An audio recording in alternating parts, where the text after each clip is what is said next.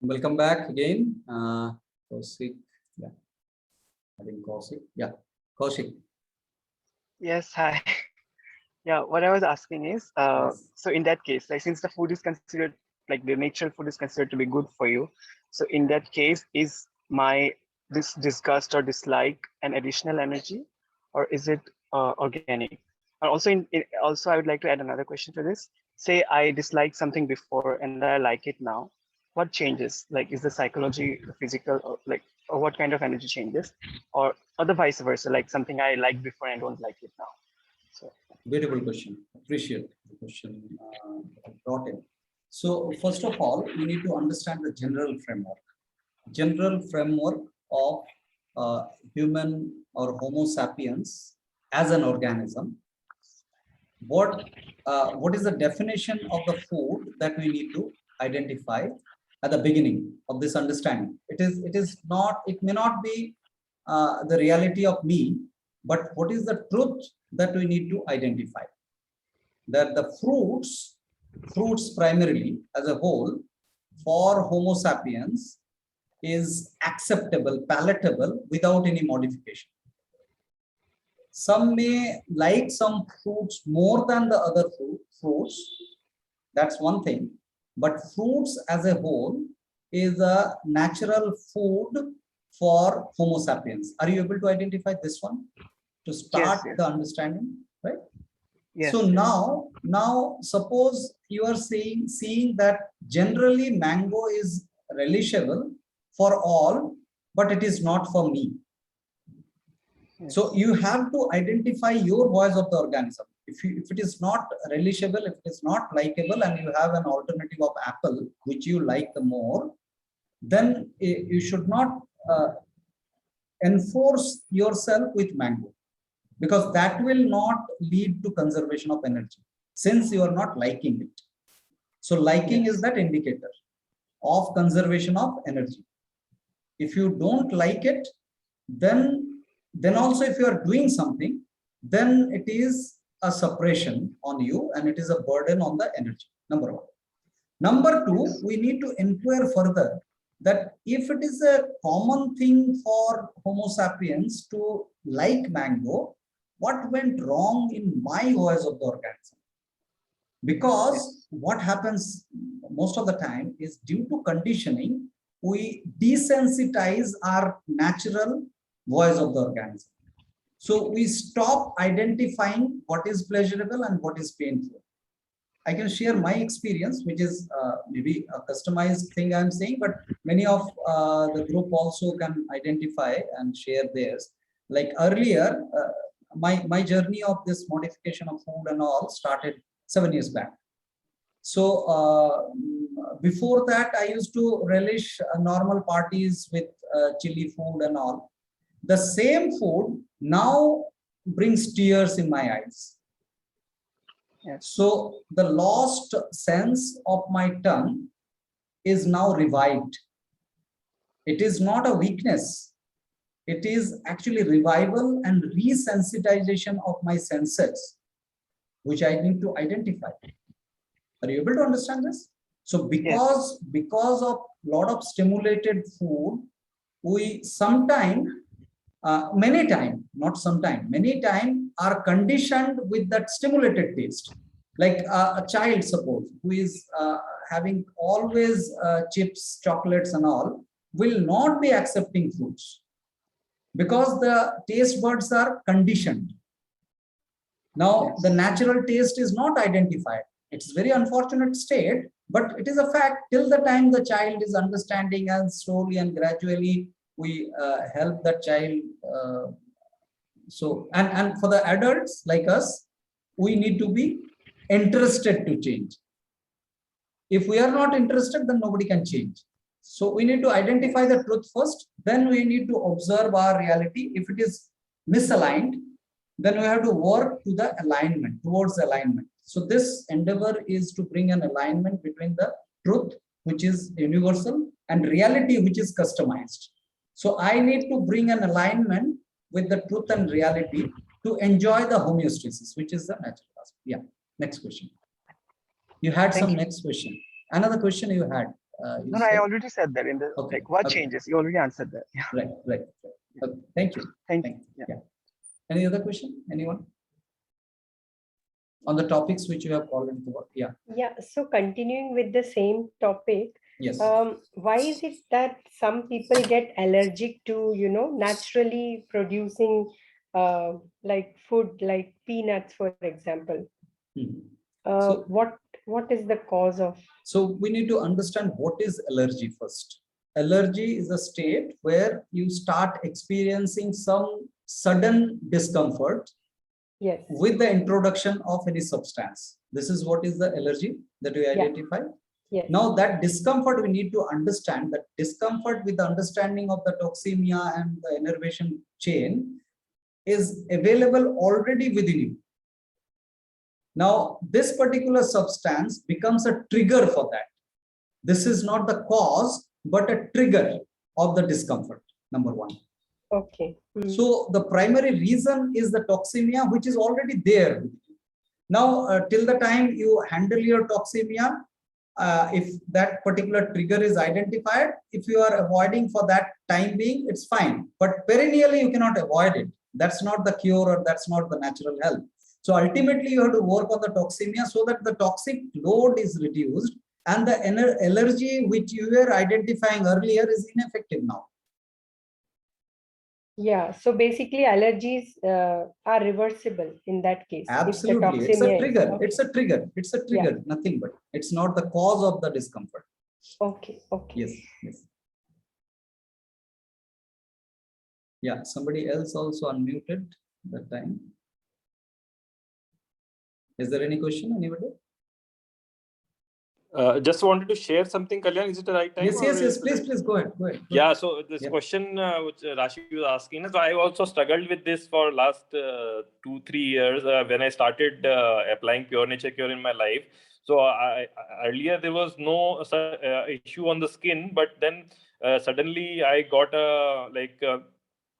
these lot of skin rashes on my face and on my scalp, and later on my hand, and also my feet. And I was wondering what I'm allergic to. So I kept eliminating one food and other just to find out what I was allergic with.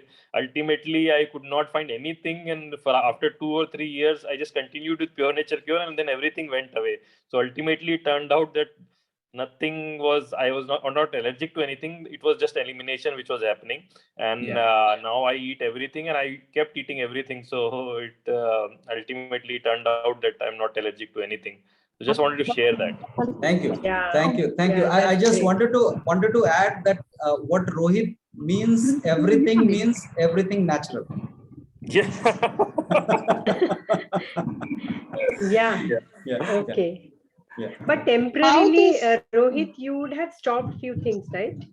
So that the trigger is not aggravated during the process of cleansing that was Yeah. No. happening. So I when I tried stopping something, it did not change anything. So that's why I Okay. was, Okay. yeah. So I stopped peanuts, and then nothing happened because still these rashes were still there. I Okay. stopped other things also. So one food after another, but it was not helping. So ultimately, it turned out that it was not the allergy; it was just the elimination of toxin. Okay. Okay. That's But great to know. took quite some time to get it completely out of my system, and that was sometimes the patience also ran out, and I was like really struggling कि ऐसा क्या है, ऐसा कौन सा elimination हो रहा है, what have I accumulated. क्या पाप हो गया? Yeah, I remember on the allergy aspect. I remember I was posted in Chandigarh at that time, and I used to go office with 10 to 15 handkerchiefs. So much of nosy things like watery nose and watery eyes, and lot of allergies at that time. We and the general and common conventional suppressions were also there from the medical side. Steroids also were being prescribed to overcome the allergy, because all citrazines failed, all Allegra fails. Then steroids started. These all I experienced. Now there is no allergy and nothing. I have also grown up on Avils and citrazine. So Yes. right from school days to college days and like my working days also, every Yeah. March and September, I used to keep a whole file of citrazine and Avil in my pocket, and I used to travel with them, and they were my like constant companion. And Yes. for last 4 years, 5 years, I've not even taken a single one. Yes. Yes. Yes. Wow. Yeah. So Thank you. what Thank you. decides the trigger? This peanuts are many times blamed for being causing allergy. Am I audible? Yes, yes, you are audible. The question, can you repeat? Peanuts are Yeah. the triggers? Yeah, peanuts are many times blamed for causing allergy. Let's not And blame. what decides the what decides the trigger for why the particular That's a very things trigger? complicated question, actually. I Hmm. think we'll not be able to answer that, and nobody can ever, because these are the customized conditioning that we undergo, and the body chooses the trigger and all the stuff. Yeah. Triggering is a good thing in a way. If I say yes, then the knack of Homo sapiens is to get triggers so that we eliminate. But let's not intentionally bring it. But definitely, triggering theoretically is one way a help to eliminate. But let's not bring that help intentionally. That will lead to a lot of separation. Yeah. Ansu, you wanted to say something? You unmuted. I added you in the video. No, sir. Mistakenly, I had unmuted. Okay. Okay. So I just had a last doubt. So Yes. if you are like getting some symptoms after consuming peanuts, and temporarily you want to avoid it because you don't want that symptoms to come, because the discomfort, whatever you say, to come. So is it also not suppression? Because you're not allowing No, your body to trigger the elimination process, which might be faster than the normal one. If you stop consuming, it is going to suppress it, right? but yeah, I understand from where this proposal comes. So here, what we need to identify is the voice of the organism. So voice of the organism means pleasure and pain both. So there is a Okay. pleasure or the attraction towards the peanut, and due to consumption of peanut, there is a direct correlation, which over time you have established that after consuming peanuts, this is the experience of pain that I need to take up. So now it's a kind of choice for you. Obviously the discomforts are the primary things we wish to avoid. So if that correlation is established, and for some time, for time being, if we are avoiding, that's okay. It's not a separation, because you are doing it with inquiry, with understanding. You are not doing it without understanding, just suppressing the craving towards peanut. If you are doing that way, then it could lead to further innervation. But with inquiry, with understanding, if you are doing, then there is no cause of further innervation. Yeah, I mean, most of the times where I have come across people who are allergic are actually loving peanut a lot. Yeah. So I feel that for them it's a suppression if they Yeah. are asked not to consume because of. Okay. Yeah. So not to consume, maybe they reduce somewhat, but the programmatic aspect needs to be explained. Otherwise, they'll be lost. Like they'll be lost with that symptomatic management, superficial management. Yes. Right. So, any further question on the topics which are covered? Meghna, are you able to follow? Quincy, are you able to follow somewhat? Because I see the first session was missed by you. Yeah. Quincy, your voice is not audible if you are speaking. I see you are unmute, but we are not able to hear you. Anyway, so Meghna, Taran, Xenia. Yeah, Taran. Actually, no, I don't have questions, but I wanted to say that the concept of this has it has come out clearer for me with the questions that were asked, because Okay. that really brought out a lot of clarity. Yes. So question always helps. Yeah, Carolyn, how are you finding, dear? Thank you. Thank you for joining.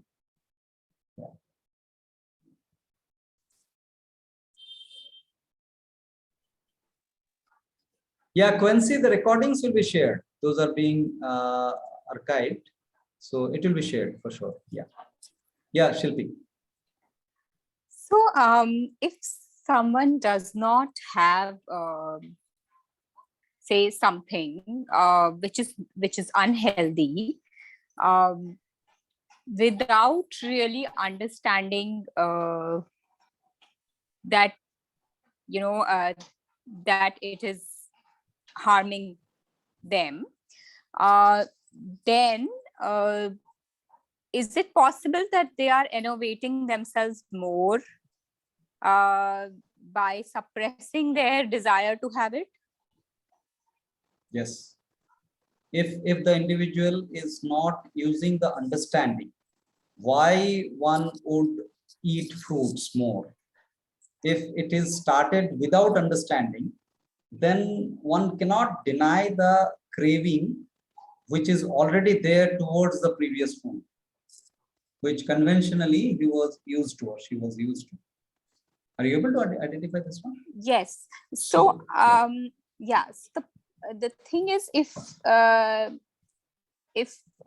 see, fruits one can understand, but may not be able to have to the extent that, that their body may need to actually heal. Say, for instance, there is a chronic condition, and one needs to have more raw.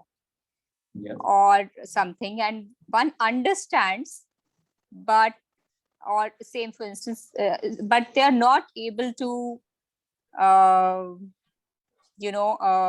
curb the craving. Here is the catch. If the understanding is deeper, then curbing or dissolution of craving is very much possible. So one needs to identify the first thing first, that they have not understood it properly. That's why they are not able to dissolve the craving. This identification is a self-identification. You need not to disclose it to anyone, but to yourself, you need to identify that I have to go deep. I have to delve deeper so that this comes naturally. Because see, naturally, if I want to eat this, can I? No.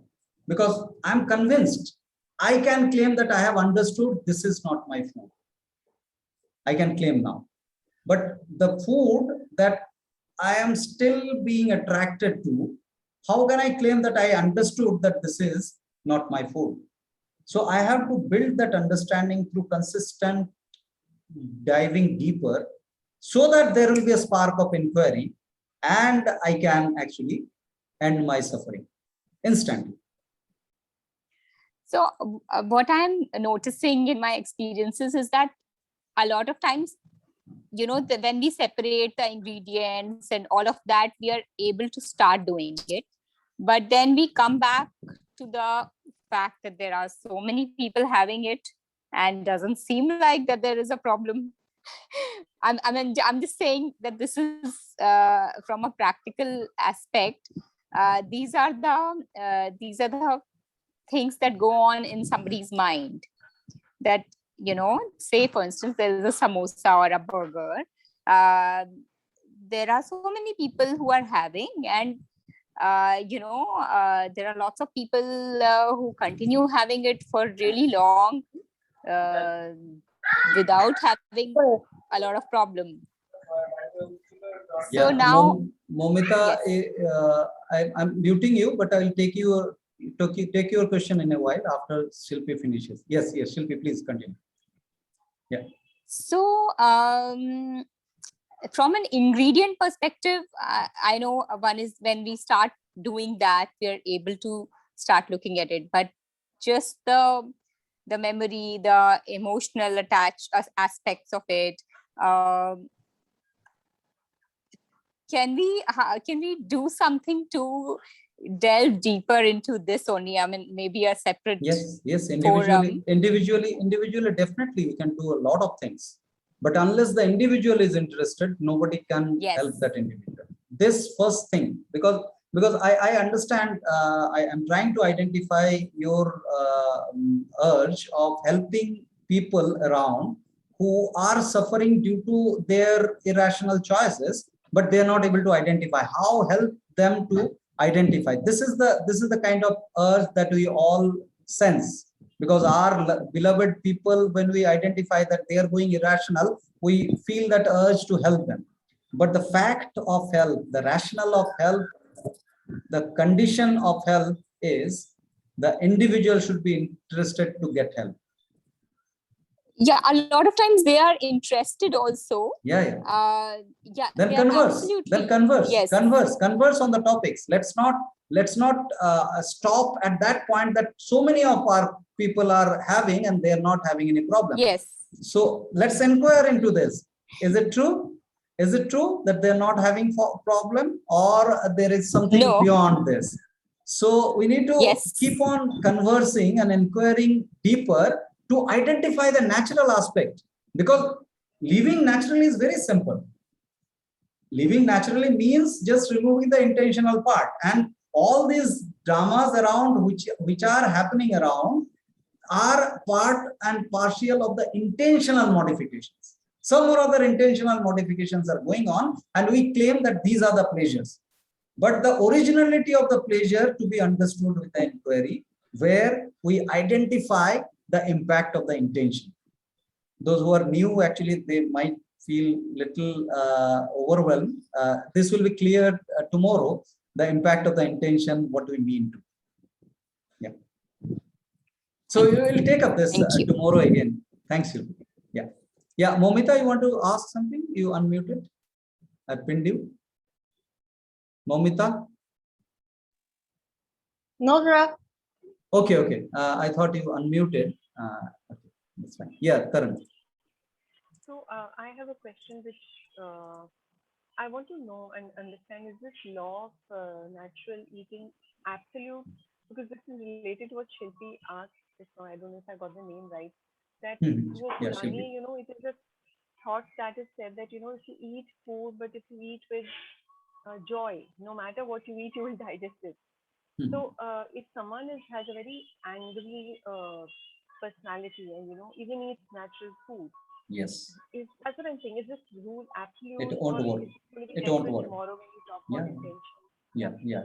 So it won't work. If you are not psychologically conserving and eating the best of the food, so-called, it's not going to use in conservation of energy, because end of the day, what matters is the conservation of energy.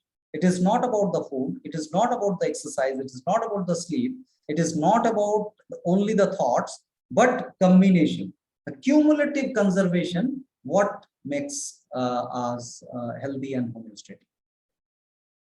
Yes. Right. So if there is no question, then we can move forward with the stages of disease.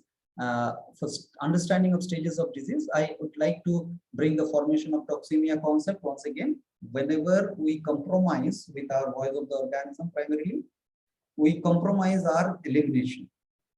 Whenever we compromise the voice of the organism, we compromise our elimination. And compromising elimination means retaining the toxin. And whenever we retain toxin, the overwhelming of the toxin within the body raises the temperature. Raising the temperature reduces the density of the toxin, and it starts, the elimination is again resumed.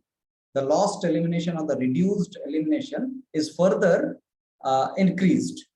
So that's how the healing crisis is triggered, to reduce the burden of toxins. This is the complete natural flow. Now here, at that point, when healing crisis is reducing the toxin load, that time we suppress the healing crisis. The initiative of the body is suppressed at that point. And when that suppression happens, denying of the voice of the organism again, because here also the same pattern we see. Suppression means we are again putting a load on the energy. So with suppression, the eliminating toxin is retained further and retained and hardened further. And we lead ourselves from acute disease to the chronic disease. Chronic disease and acute disease, both the states, we do have discomfort. Acute disease, the discomfort is too much, longer, and that time, not longer, too much. And in chronic disease, it's a longer duration discomfort, may not be that intensity. The intensity is little lesser than the acute, but the duration is more in the chronic state, and the body is not able to expel the toxin. In acute, the body is expelling the toxin. So identification of acute and chronic is the body temperature. If it is more than normal, then it is acute state and it is a celebration. Celebration technically, because body has conserved the energy knowingly, unknowingly, and expelling the extra toxin. But in chronic state, body is not able to raise the temperature, so it is just suffering from the discomfort. There is no relief from the load of the toxin. So now how the chronification happens, that we are going to discuss here on this particular graph. So in this graph, you see the x-axis and the y-axis. X-axis shows the stages of disease, and y-axis shows the vitality engagement. The vitality engagement. And here the green circles are the triggers of healing crisis. The triggers of healing crisis. Okay, let me explain the x-axis, y-axis completely first. So as we progress in the x-axis, the disease chronifies. And as we progress in the y-axis, the engagement of the vitality or the innervation or the depletion of energy goes up. Right. Now coming back to the triggers of healing crisis, I've explained these green circles. Suppressions are these red arrows. These are the suppression. And stages of disease are A, B, C, D, E, F, G. 7 stages are shown here. Now what happens? At stage A, which is innervation, the body will indicate with the tiredness. But if we defy, that indication is this. Then if we defy, take a cup of coffee and feel energized. There is no energy in the coffee, but coffee being a stimulant attracts the innate energy at the surface, and we deplete ourselves by consuming the coffee, but feeling energetic. Feeling energetic using our own innate energy. So that time we suppress the innervation and we lead ourselves to the toxemia, which is the B. Now toxemia means retainment of the toxin. And at that point in time also, if we start conserving, then we come back and bring back the homeostasis. But if we defy the voice of the organism and continue in the path, then retainment of the toxin is irritating actually. Retainment of the toxin is irritating because toxins are irritating. Toxins are irritating, and that irritation is the third stage. Irritation means a lot of discomforts, pain. All these are in this stage, which shows that there is toxin, there is obstruction in the circulation process. That is why body is trying to put pressure, and that causes pain. Pain means a pressure, the internally pain that we experience, the chronic pains we're talking about. Now that pain is also suppressed due to many symptomatic approach. Many symptomatic approach. There could be allopathic, homeopathy, Ayurveda, whatnot, but the painkillers, use of painkillers or any ointments or anything suppresses the pain. Whenever there is a pain, the body is working there to overcome an obstruction. But reduction of the pain externally will actually sway the possibilities of bringing change from within. So we need to identify that. So if we keep on suppressing that, then we lead to a state of inflammation where the toxins are accumulated in one of the parts of the body, and that portion gets swollen up, that gets inflamed. So this B is that inflammation, and we are not happy with it still, and we keep on probing it and trying to reduce that inflammation, suppress that inflammation. Then body leads itself to ulceration, the next stage, E. Ulceration means external ulceration, internal ulceration. Like Rohit what explained, that body rashes are the ulcerations where body is trying to throw the toxin. So try and observe in every stage of disease, body is trying to bring the best of experience to the individual. Body is never against the individual, trying to give the best of experience to the individual, and it tries to maintain the interest of the health and homeostasis by confining the toxin in one place in inflammation, by throwing the toxin in ulceration. And if ulceration is also suppressed, we put ointment on the skin so that we can avoid the ulceration but retain the toxin. That time what happens, it leads to the hardening. Hardening means stonification, the stone formation. We get to hear gallbladder stone, kidney stone, uterus stone. From where these stones come? Do we eat stones? No, stone gets formed. When soil gets solidified for years, then it transforms into stones. We know that. And similar it goes with the toxin.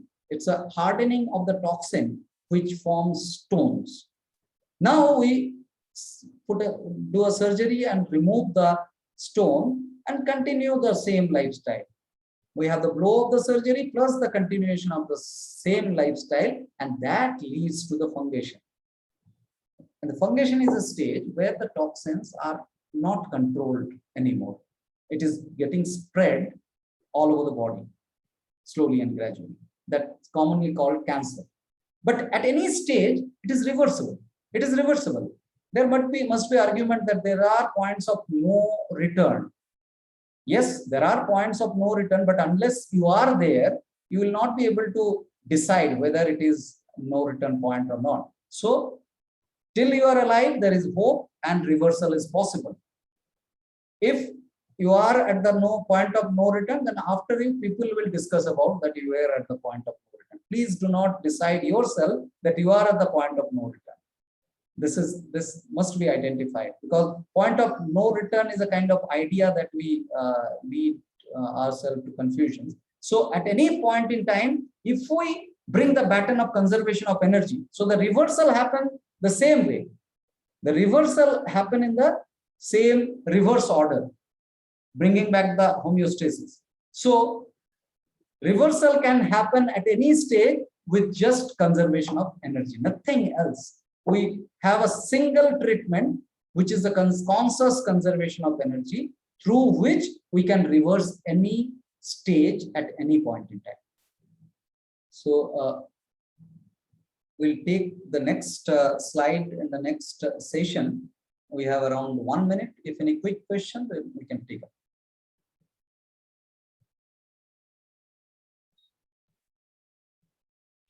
So is it possible at any stage that one of the stages is skipped and you directly end up in ulceration? You skip it, the body will skip it. Like, we cannot decide that skipping. Body will do the best. Our conscious decision is the conservation of energy. Then body, if needed, will raise the temperature. If not needed, otherwise will skip. Any other course will be used for elimination of toxin. So those decisions we cannot take. Those are programmatically achieved by the body. So it is not necessary that this progression of the disease will follow exactly A to G. This is a proposal of a kind of tentative proposal of the reversal. Okay, okay. Right. So, sir, I have a question. Meghna, can you take it after we resume? Because I'm getting a blink here. All right, sir. Right. So with the silence, we are